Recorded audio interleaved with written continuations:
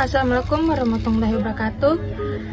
Selamat sore dan semoga sehat selalu untuk kita semua.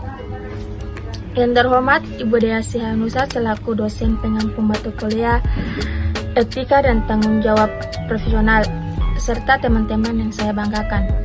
Alhamdulillah, puji syukur kehadiran Tuhan Yang Maha Esa yang telah memberi kita nikmat umur, nikmat iman, serta nikmat kesempatan sehingga bisa mengikuti perkuliahan online di masa pandemi ini. Baiklah, perkenalkan, nama saya Viani Bedwabula, kelas I kelompok 1 penyemangat selaku moderator yang akan memandu jalannya presentasi pada kesempatan kuliah online sore ini.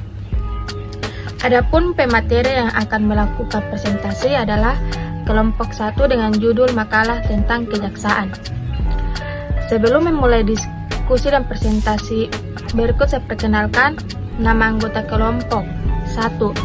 Dinan Siboto, 2. Rio Elvis Tauran, 3. Popi Manila, 4. Muhammad Andi Alfian, 5. Sarjan Pakaubun, 6. Gerald Fatubun, 7. Esteral Usmani, 8. Firta Rizky Fataruba, 9. Krismol Talapesi, 10. Henry Samalelawai, 11. Yoel Sokota, 12. Viani Bedwabula. Baiklah, untuk tidak membuang waktu, saya persilakan untuk pembicara. Ya, di sini saya akan menjelaskan terkait kode etik profesi jaksa, yakni jaksa adalah sebuah profesi hukum dan sekaligus penegak hukum.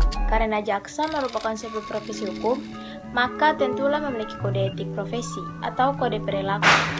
Dalam pengertian formal disebutkan bahwa jaksa adalah pejabat fungsional yang diberikan wewenang oleh undang-undang untuk bertindak sebagai penutup umum dalam pelaksanaan keputusan pengadilan dan telah mempunyai kekuatan hukum tetap serta wewenang lainnya berdasarkan undang-undang, sama halnya dengan profesi hukum lainnya.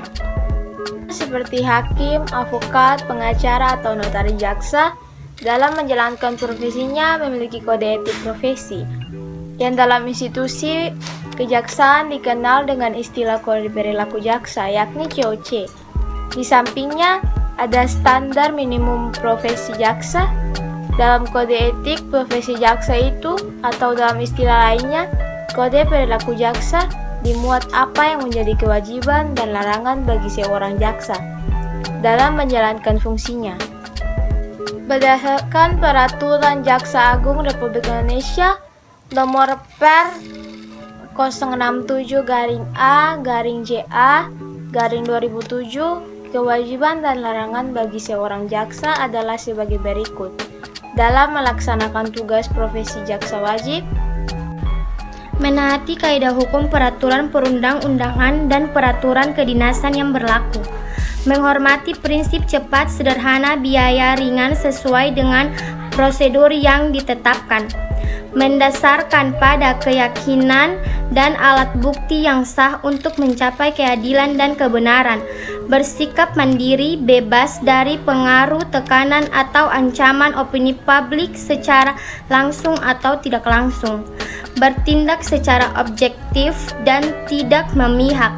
Memberitahukan dan atau memberikan hak-hak yang dimiliki oleh tersangka atau terdakwa maupun korban. Membangun dan memelihara hubungan fungsional antara aparat penegak hukum dalam mewujudkan sistem peradilan pidana terpadu. Mengundurkan diri dari penanganan perkara yang mempunyai kepentingan pribadi atau keluarga, mempunyai hubungan pekerja, partai atau finansial, mempunyai nilai ekonomis secara langsung atau tidak langsung. Menyimpan dan memegang rahasia sesuatu yang seharusnya dirahasiakan. Menghormati kebebasan dan perbedaan pendapat sepanjang tidak melanggar ketentuan peraturan perundang-undangan.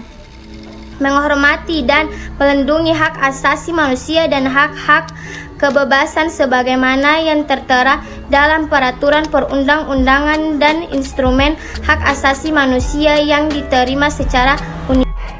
Menanggapi kritik dengan arif dan bijaksana, bertanggung jawab secara internal dan berjenjang sesuai dengan prosedur yang ditetapkan.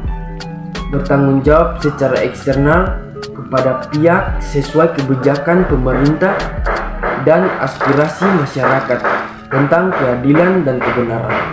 Sementara itu, dalam melaksanakan profesi, jaksa dilarang menggunakan jabatannya untuk kepentingan dan kekurangan pribadi kepada pihak lain, merekayasa fakta-fakta hukum dalam penanganan perkara, menggunakan kapasitas dan otoritas untuk penekanan secara fisik dan psikis, meminta dan menerima hadiah atau keuntungan, serta melarang keluarganya untuk keuntungan sehubung dengan jabatannya.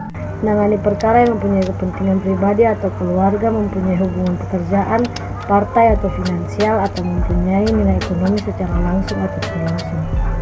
Bertindak diskriminatif dalam bentuk apapun, membentuk opini publik yang dapat merugikan kepentingan penegakan hukum, memberikan keterangan kepada publik kecuali terbatas pada hal-hal teknis perkara yang ditangani.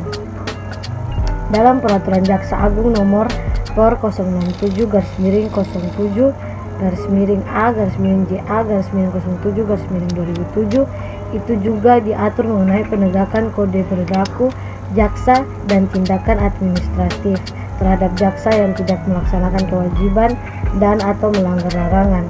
Demikian juga tata caranya sudah diatur dalam Peraturan Jaksa Agung tersebut. Masalah yang terkait dengan kejaksaan. Kasus satu, mari kita simak sama-sama. Kejaksaan Tinggi DKI Jakarta atau Kejati DKI mulai mengusut praktik mafia pelabuhan di Tanjung Priok, Jakarta Utara. Kepala Kejaksaan Tinggi DKI Jakarta atau bisa disebut Kejati DKI, Febri Adriansa, telah menerbitkan surat perintah penyelidikan nomor 29-M-1/M-FD-1-12-2021 tanggal 14 Desember 2021 terkait dengan masalah mafia pelabuhan. Praktik mafia pelabuhan di Tanjung Priok disebut telah memenuhi kualifikasi tindak pidana korupsi sehubung dengan berkurangnya penerimaan negara dari pendapatan devisa ekspor dan bea impor. Praktik culas dilakukan sejumlah perusahaan ekspor impor yang mendapatkan fasilitas kemudahan impor tujuan ekspor atau juga disebut KITE dan fasilitas penggunaan kawasan berikat pada pelabuhan Tanjung Priok selama kurang lebih dari 2015 sampai 2021. Kepala Pusat Penerangan Hukum Kejaksaan Agung atau juga disebut Kapus Penum, Leonard Eben Ezer Simanjuntak menuturkan pada tahun 2015 sampai 2021 berdasarkan pemberitahuan impor barang, sejumlah perusahaan ekspor impor melakukan kegiatan impor barang berupa garmen ke Indonesia dengan menggunakan fasilitas KITE tanpa biaya masuk. Ungkap Leonard Eben Ezer Simanjuntak hari Selasa tanggal 14 bulan 12 2021. Selanjutnya, perusahaan tersebut menyalahgunakan fasilitas KITE dengan cara melakukan manipulasi data dan mengirim barang menggunakan fasilitas impor dengan tujuan ekspor yang seharusnya barang impor merupakan garmen tersebut diolah menjadi produk jadi, kemudian dilakukan ekspor ke luar negeri dan negara menerima pendapat devisa atas ekspor tersebut. Namun hal tersebut tidak dilakukan oleh perusahaan import ekspor dimaksud dan menjual barang yang diimpor, yaitu garmen tersebut di pasar dalam negeri, terang Leonard. Lanjut Leonard, sejumlah perusahaan tersebut menyalahi fasilitas KITE yang diberikan dengan melakukan penjualan barang impor di dalam negeri tanpa melakukan ekspor atas barang yang dimaksud, sehingga memberikan pengaruh terhadap perekonomian negara dalam hal berkurangnya devisa ekspor serta mempengaruhi tingkat atau harga pasar di dalam negeri, kandas Leonard. Seorang mantan camat Kampar Kiri Hilir di Kabupaten Kampar Riau berinisial EH mengaku mengalami gangguan jiwa saat mendapatkan panggilan dari Kejaksaan Negeri atau Kejari Bangkinang. Adapun panggilan tersebut terkait kasus dugaan korupsi dana bantuan keuangan atau Bangkeu dari Provinsi Riau tahun 2015 senilai 450 juta rupiah. Artikel ini telah tayang di Kompas.com dengan judul "Tersangka kasus korupsi mengaku mengalami gangguan jiwa. Saat diperiksa ke RSJ ternyata sehat-sehat. Tersangka 3 kali mangkir dari panggilan dengan alasan gangguan kejiwaan," ucap Amri Rabu 15 Desember 2021. Penyidik pun mencurigai EH lantaran sudah 3 kali tak memenuhi panggilan.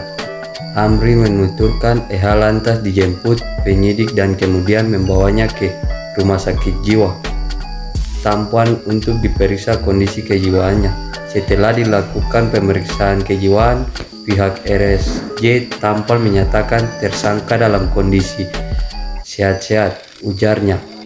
Baik teman-teman, kita akan masuk sesi penutup. Yang terhormat Ibu Desi Hanusa dan teman-teman yang berbahagia, dari pemaparan pembahasan mengenai kejaksaan tadi, jika ada kesalahan dalam diskusi kami, mohon maaf untuk sebesar-besarnya. Assalamualaikum warahmatullahi wabarakatuh.